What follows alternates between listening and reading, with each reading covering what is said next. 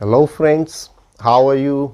Welcome to Easy Learning Economics. Today we will talk about the budget line or price line or budget constraint. So in this lecture we study that what is budget line and what are the assumptions of budget line and what are the properties of budget line, in which we understand that why budget line has a negative slope, why budget line is a straight line, how budget line is real income line, why budget line is tangent to indifference curve, what is budget constraint, and what is the difference between budget line and budget constraint, and how does the budget line shift or budget constraint shift. So these are the contents for today's lecture. Before starting the lecture, I hope that you have subscribed my channel for getting information about upcoming videos. We start with budget line. So what is budget line? Budget line shows various combination of two goods that a consumer can purchase at given market price with a fixed level of income. So what are the assumptions of budget line? So it is assumed that income of consumer is known and consumer has to purchase the two commodity, and market price is known at which the consumer is purchasing the both commodities. So budget line shows the combination of two products that a consumer can afford to buy with given income using all of their available budget. It means budget line or budget constraint or price line helps to understand the consumer behavior. This is the budget line where the consumer with different combination of units A and units B gets the maximum level of satisfaction at the budget line, and he spent whole of his income, nothing is saved on the part of consumer. What are the properties of budget line? Budget line, if we talk about the properties of budget line, the budget line has a negative slope and budget line is a straight line, budget line is a real income line, and budget line tangents to indifference curve. So why budget line has a negative slope? The budget line has a negative slope because of inverse relationship between both commodities, and consumer is with limited income and he has to give up some units of Y to get an additional unit of X. So the budget line has a negative slope. You can see here that the slope is change in C over change in F. So the consumer is with 40 units of clothes or with 80 units of food, he is getting the same level of satisfaction and he is on the same budget line. So how much unit of clothes he like to give up in order to get the additional food? So the consumer, by decreasing 10 units of cloth, the consumer can purchase the 20 units of food, or he has to sacrifice the clothes in order to get the additional food. So that's why the budget line has a negative slope. The second property of budget line is that budget line is a straight line. So now we will discuss that why budget line is a straight line. A straight budget line depicts the constant slope of the budget line.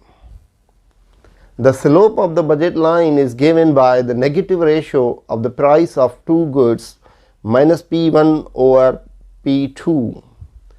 Like here, the consumer has option either to purchase the 9 beer or the 6 pizzas at the given level of income of $18. So the consumer slope can be known as that consumer can give up the 9 units in order to get the 6 pizzas. So the slope is minus 3 over 2. So the constant slope and thereby straight line is accordant with the assumption that the price of two goods are given. The third property of budget line is the real income line. So how budget line is real income line and why budget line is called real income line. So the budget line functions on the principle of income and spending capacity of consumer. As you see here, the consumer, an increase in income with the budget line shift outward, a decrease in income with the budget line shift inward. What is the difference between the real income and money income? A decrease in the price of Thai meals shift the budget line outward, the horizontal axis. Hence real income increases with the decrease in price. The consumer can purchase the more units of meal with a increase in real income. However, the income does not increase, but the purchasing power of the consumer increases with the decrease in price. The fourth property of budget line is tangent to indifference curve. So how and why the budget line is tangent to indifference curve? The budget line is tangent to indifference curve. It means the indifference curve touches the budget line at a point, and this point is known as consumer equilibrium, where consumer gets maximum level of satisfaction. Here you can see that at point D, the consumer gets maximum level of satisfaction, where indifference curve tangents to the budget line. The consumer with 6 units of Kit Kat and 2 units of dairy milk, he is in equilibrium at point D, and the consumer can't reach at IC3 and IC because the consumer has limited income. So the consumer can't reach at IC3, which shows the higher level of satisfaction, and whereas the consumer can't reach at IC because the consumer is here saving, and consumer total income is not spent by the consumer on the purchase of both goods. So the consumer achieves equilibrium at point D, where indifference curve tangents to the budget line. What is budget constraint? In economics, a budget constraint represents all the combination of goods and services that a consumer may purchase at current prices within his or her given income. Consumer theory uses the concept of budget constraint and preference map to analyze the consumer choices. So this is the budget constraint. Bundle within the budget constraint is affordable, but not all the budget is spent. C and D. Any bundle beyond the budget constraint cannot be afforded, like H and G. So the consumer has a limited income, so consumer can't afford the bundle H and G. Any bundle on the budget constraint is affordable and ensures all the budget is spent at point E and F. Now we would like to learn that what is the difference between budget line and budget constraint. So budget line represent those combination of consumption bundles where the consumer ends up spending all his money income, whereas budget constraint implies that the total amount spent on 2 goods together should be less than or equal to his or her given income level.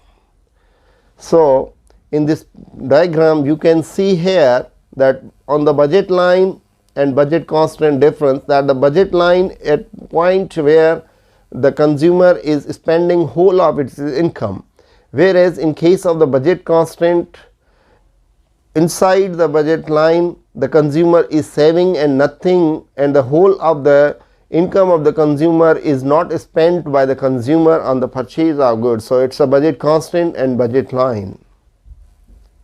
So now we talk about the shifting of budget constraint and what are those things or causes or factors which cause the budget constraint to shift inward or outward.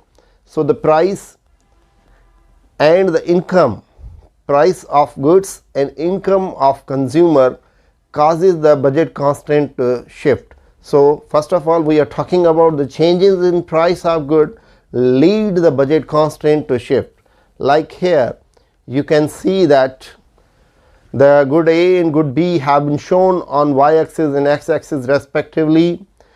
Budget line when A is expensive is B budget line, when the budget line, when A is cheap, the price of commodity as declines, the consumer purchases more units of A. A shift in budget constraint means that when individuals are seeking their highest utility, the quantity that is demanded of that good will change. And another factor that causes the shift of budget constraint or budget line is a change in income causes the budget constraint to shift. It means a reduction in income which will cause it to tangent to a lower indifference curve, represent a reduced level of utility and vice versa. Like here, that an increase in income shift the budget line outward, a decrease in income shift the budget line inward. So, I hope that the concept of budget line, price line and budget constraint would be clear to you. If you have any comment or any query, you may ask in comment box. I welcome your queries, and make sure that you have subscribed my channel. So, thank you very much for watching.